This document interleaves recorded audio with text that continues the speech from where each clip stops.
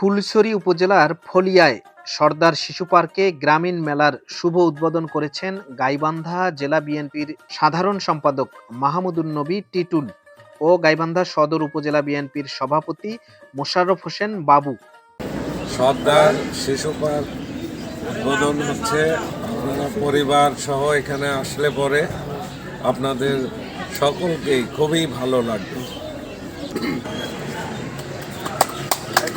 23 জানুয়ারি শুক্রবার পবিত্র জুম্মার নামাজের পর এই গ্রামীণ মেলার উদ্বোধনী সময়ে উপস্থিত ছিলেন সরদার শিশু পার্কের স্বত্বাধিকারী মনির হোসেন নাইস সহ উপজেলা ও ইউনিয়ন বিএনপির বিভিন্ন পর্যায়ের নেতৃবৃন্দ।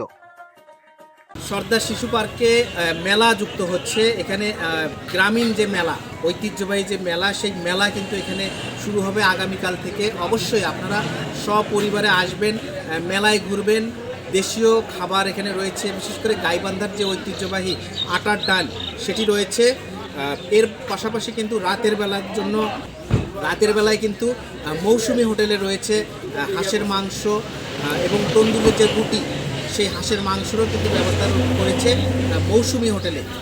রাতের যে আয়োজন সেটিতে থাকবে হাঁসের ভুনা মাংস এবং তন্দুরের রুটি, পাশাপাশি যে লেহেরি, এটি গাইবান্ধার খুবই জনপ্রিয় খাবার, সেগুলো থাকছে। সব মিলিয়ে আপনারা আসবেন মেলায়, এই সরদার শিশু পার্কের সৌন্দর্য উপভোগ করবেন।